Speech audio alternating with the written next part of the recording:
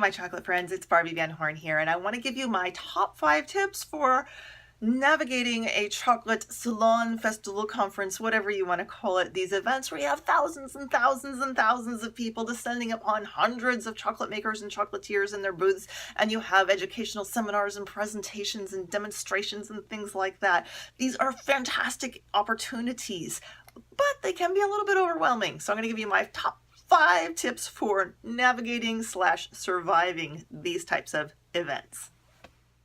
Tip number 1, you're going to want to meet up with people here, chocolate loving people that are friends or people in the industry, chocolate makers, chocolatiers, whoever it may be. If you know somebody that you definitely want to meet up with for a drink, over lunch, or just to say hello, I want you to plan it ahead of time, because if you don't, the festivals are so overwhelming that there's a chance you may miss that person altogether. So a week or 2 ahead of time, start setting up those really quick appointments, even if it's just something to say, hi, where are you going to be at this point? Can we have a drink together? Can we have coffee in the morning together? What can we do to have a few minutes of conversation together?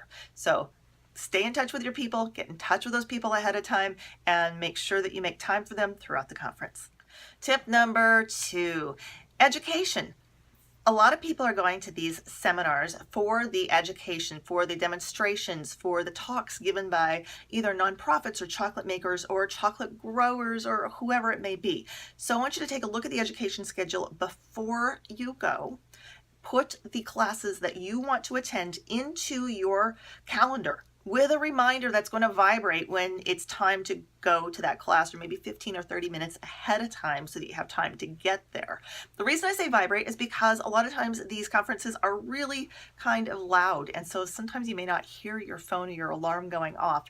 Make sure you put that vibrate function on there. Number 2, when you get to the event, when you get to the big event, I want you to double check the schedule, because sometimes there are last minute schedule changes. And if you don't want to miss a particular presentation, you're going to want to make sure that you double check, make sure it's at the same time that it was published earlier, so that you have a chance to see it while you're there.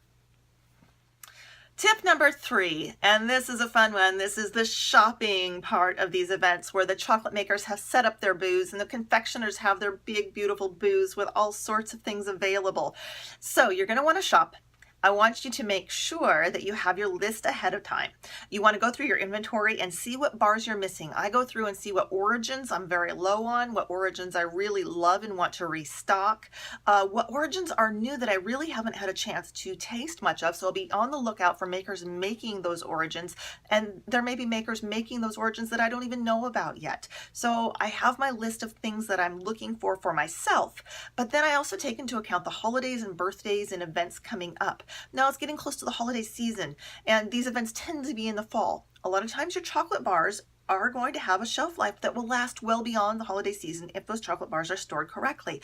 So it's pretty safe to buy solid chocolate bars. I'm not going to say with inclusions or without inclusions. You're going to have to ask the chocolate makers and the confectioners about inclusions or confections, but it's pretty safe to buy those in for the upcoming holiday season, for gifts, for hostess gifts, for business gifts, or just for having around for business meetings and things like that. So put those on your list also, and know who you're shopping for and what their favorite things are, so you can be on the lookout and get a lot of your shopping done all at one place where you don't have to pay for shipping. Tip number 4, and this is your palate. You're going to want to save your palate while you're there, because it will get tired, get palate to fatigue before the end of the conference, because there are so many opportunities to sample so many things. So first thing, bring water with you, because you're going to need to drink a lot of water. Second thing, taste with intent. And that means taste only the things that you really do and truly intend to purchase, because you're making a tasting and purchasing decision with your palate at that point. And that's going to help you quite a bit to keep the things that you really have no intention of purchasing and really don't want to taste in the first place off your palate, so that you can save your palate for making those decisions on the things that you do want. Tip number 5, and this is connecting with the chocolate makers and going with gratitude. The chocolate makers have come here with their wares, with their hundreds and hundreds of chocolate bars, and the confectioners have made bonbons in advance and brought them.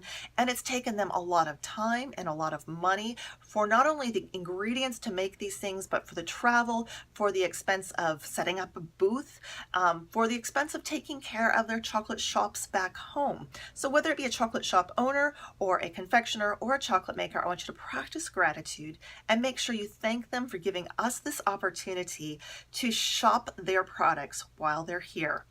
And I want you to take this opportunity to ask them questions, find out about their background, ask all the questions that you'd like to, ask questions about the ingredients and their processes and things like that. This is your opportunity to get to know them. And once you do that, I want to make sure that you follow them on Instagram or Twitter or Facebook or however they tend to communicate online socially, so that you don't miss those behind the scenes things that they post throughout the year. You don't miss the new announcements about new products and things like that. And you're able to stay in touch with these great, fantastic small business owners that are supplying our chocolate needs. So thanks so much for watching this video. I really hope you enjoyed it. If you have chocolate loving friends, please share it with your chocolate loving friends. And if you like it yourself, hit the like button down below. And I really do hope to see you and maybe meet up with you at one of these conferences, salons, festivals, fests that are coming up in the next few months.